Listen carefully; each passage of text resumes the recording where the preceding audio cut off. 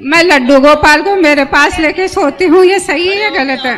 भगवान को भगवान के मंदिर में सुलाया उठाया करो। इंसान को नींद की ज़रूरत है, खुदा को आराम की ज़रूरत नहीं, खुदा को नींद की ज़रूरत नहीं। मैं पुत्र मानती हूँ उनका। हाँ, पुत्र मानती हैं, अच्छी बात है, ये आपका भाव अच्छा है। अल्लाह सुब्हानहू व तआला एक है, वो बेनियाज है। अस्सलामु अलैकुम रहमतुल्लाहि व बरकातुहू। गाइस, इंडियन हिंदू पंडित अनिरुद्धाचार्य से भरी मजलिस में एक बुढ़िया जो कि हिंदू मजहब से ताल्लुक़ रखती है, उसने दो सवाल किए। वो दो सवाल ऐसा लगता है सुनने वाले को कि गोया ये लतीफ़ा है और अकल के खिलाफ दोनों बातें हैं, और उसके जो जवाब अनिरुद्धाचार्य देता है वो उससे बड़े लतीफ़े और बड़ी अकल के खिलाफ बातें हैं। तो गाइस, ये दोनों बातें बड़ी दिलचस्प हैं, आप ये सुनिएगा और इसका जो जवाब अनिरुद्धाचार्य देता है वो भी सुने, और उसके बाद जो जवाब डॉक्टर जाकिर नाइक साहब देते हैं मुंह तोड़ जवाब, वो भी सुनिएगा। वीडियो में हमारे साथ आखिर तक रहिएगा। वीडियो को लाइक भी करें, शेयर भी करें। अगर आपने हमारे चैनल को सब्सक्राइब नहीं किया तो वो भी कर लीजिएगा। राधे राधे गुरुजी। हाँ जी, मैं लड्डू गोपाल को मेरे पास लेके सोती हूँ, ये सही है या गलत है? भगवान को भगवान के मंदिर में सुलाया उठाया करो। मैं पुत्र मानती हूँ उनका। हाँ, पुत्र मानती हैं, अच्छी बात है, ये आपका भाव अच्छा है, पर फिर भी ये भाव में भी एक मर्यादा बनी रहे। पर मेरे बच्चे नहीं है, पति भी नहीं है, इसलिए उनको मेरे पास लेके सोती हूँ। कोई बात नहीं, बुरा नहीं है, पर फिर भी उनके मंदिर में उनको सुलाया जाए तो भी अच्छा रहेगा। मेरे पिलंग पे नहीं, मेरे साथ। अब देखो, जैसे आप लघु शंका गई तो आप लघु शंका जाने के बाद हाथ पांव धुलती हैं कि नहीं? उसी हाल में फिर ठाकुर जी को छूना, पुत्र भाव अच्छी बात है, पर एक मर्यादा भी बनी रहे कि हम अशुद्धि में स्पर्श ना करें। फिर उनकी पूजा करनी चाहिए? हाँ, नहीं, बिल्कुल पूजा करनी चाहिए, पूजा करो, भाव रखो। इंसान को आराम की ज़रूरत है, इंसान को नींद की ज़रूरत है, खुदा को आराम की ज़रूरत नहीं, खुदा को नींद की ज़रूरत नहीं। लिखा है कुरान में सूरह बकरा में सूरा नंबर 2 आयत नंबर 255 में, आयतुल कुर्सी में, अल्लाहु ला इलाहा इल्लल हय्युल क़य्यूम ला ताख़ुज़ुहु सिनतुन वला नौम लहू मा फ़िस समावाति व मा फ़िल अर्द। अल्लाह सुब्हानहू व तआला एक है, वो बेनियाज है, वो मालिक है सारे चीज़ों का जो आसमान और धरती पे है। उसे आराम की ज़रूरत नहीं, ना ही उसे नींद आती है। खुदा लाफ़ानी है, इंसान फ़ानी है। आप ये अगर कहेंगे कि खुदा इंसान बन गया तो ये आपको मानना पड़ेगा कि वो खुदा नहीं रहा, इंसान बन गया। लेकिन ये कहेंगे कि खुदा इंसान बन के भी खुदा है, गॉड मैन, ये बिल्कुल गलत चीज़ है, क्योंकि इंसान और खुदा की सिफ़ात बिल्कुल ऑपोजिट है। खुदा लाफ़ानी है, इंसान फ़ानी है।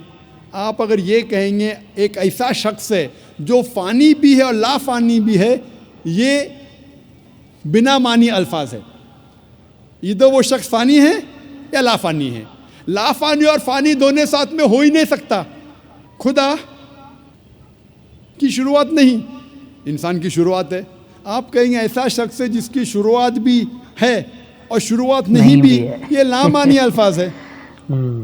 खुदा का अंत नहीं, इंसान का अंत है। आप कहेंगे गॉड मैन है, एक खुदा इंसान है जिसका अंत भी नहीं और अंत भी है, ये लामानी अल्फाज है, हो ही नहीं सकता। हम जानते हैं कि इंसान को खाने की ज़रूरत है, खाना खाने की ज़रूरत है, खुदा को खाने की ज़रूरत नहीं। लिखा है सूरह अनाम में सूरा नंबर 6 आयत नंबर 14 में कि अल्लाह सुब्हानहू व तआला लोगों को खिलाता है और उसे खाने की ज़रूरत नहीं। He feeds everyone but does not require to be fed।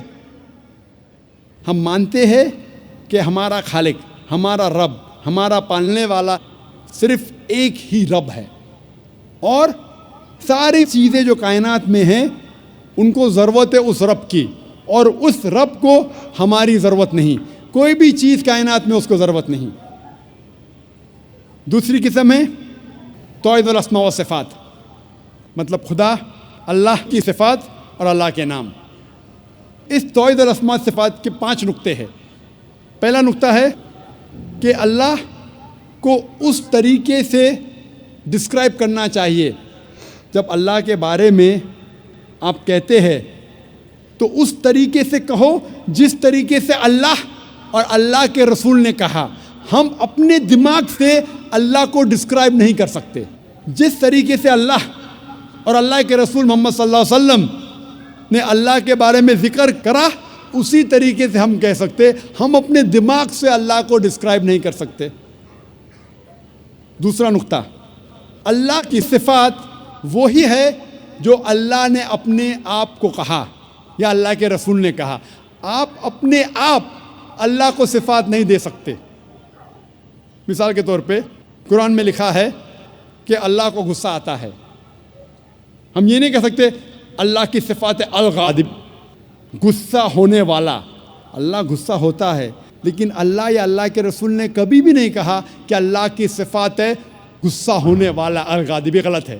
صرف وہ صفات دینا چاہیے جو اللہ اور اللہ کے رسول نے دی.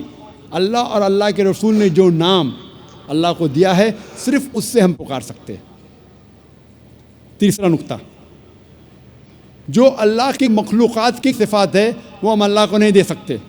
ہم یہ نہیں کہہ سکتے کہ اللہ سبحانہ و تعالی جھوٹ بولتا ہے.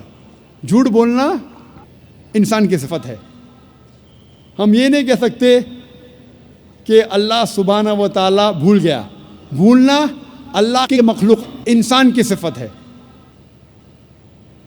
چوتھا نقطہ, اللہ کی صفات آپ اس کے مخلوقات کو نہیں دیکھ سکتے. جو اللہ کی صفات ہے, جو انسان ہے یا مخلوقات ہے, اس کو آپ نہیں دیکھ سکتے. آپ نہیں کہہ سکتے کہ میں جانتا ہوں ایک انسان جو لافانی ہے.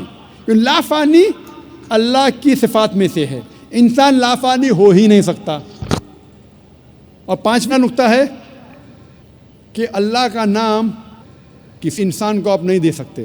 اگر دینا چاہتے ہیں اس کے آگے عبد لگانا ضروری ہے. مثال کے طور پہ آپ کسی انسان کو اللہ نہیں کہہ سکتے. کہنا ہے تو عبداللہ کہہ سکتے, اللہ کا عبد, اللہ کا بندہ. رحمان نہیں کہہ سکتے, عبد الرحمان کہہ سکتے کہ رحمان کا بندہ. اور آپ عبد کسی انسان کے آگے نہیں کر سکتے. آپ نہیں کہہ سکتے عبد الرسول, یہ غلط ہے. عبد بندہ صرف اللہ کا ہو سکتا ہے انسان. یہ 5 نقطے ہیں توحید الاسماء و صفات کے.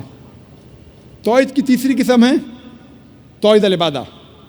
مطلب ہمیں صرف عبادت اللہ کی کرنا چاہیے, اس کے علاوہ کسی اور کی عبادت نہیں کرنا چاہیے.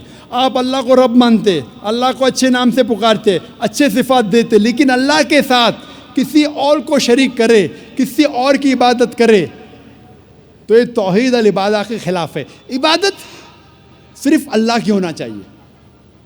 اللہ کے علاوہ کسی اور کی عبادت کرے تو یہ توحید کے خلاف ہے. اسی لیے قرآن مجید میں لکھا ہے سورہ یونس میں سورہ نمبر 10 آیت نمبر 31 میں کہا جاتا ہے مشرکوں کے بارے میں.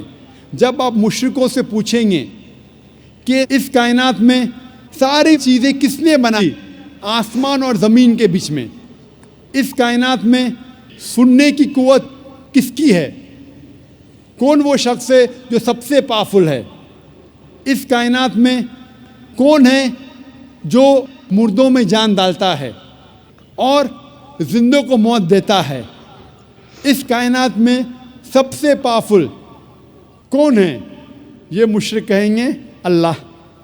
پھر آپ اللہ کے ساتھ دوسروں کو شریک کیوں کرتے؟ یہ آیت میں سورہ یونس میں سورہ نمبر 10 آیت نمبر 31 میں مشرک مانتے تھے توحید ربوبیہ میں کہ اللہ رب ہے, مانتے تھے توحید الاسماء صفات, اچھے صفات, لیکن اللہ کو ماننے کے علاوہ دوسروں کی بھی عبادت کرتے تھے. انہیں کہا گیا ہے مشرک. یہ پیغام دہرایا گیا سورہ زخرف میں سورہ نمبر 43 آیت نمبر 87 میں. جب آپ ان سے پوچھیں گے ان مشرکوں سے کہ آپ کا خالق کون, وہ کہیں گے اللہ, تو آپ اللہ کے علاوہ دوسروں کی عبادت کیوں کرتے؟ یہ مشرک مانتے تھے کہ ہمارا خالق اللہ ہے, لیکن اللہ کے ساتھ دوسروں کی عبادت کرتے. اسی لیے اللہ تعالیٰ فرماتے ہیں سورہ یوسف میں سورہ نمبر 12 آیت نمبر 106 میں کہ اکثر لوگ اللہ کی عبادت نہیں کرتے دوسروں کو شریک کرنے کے بغیر. یعنی اکثر جو لوگ اللہ کی عبادت کرتے ہیں اللہ کے ساتھ دوسرے کی بھی عبادت کرتے ہیں.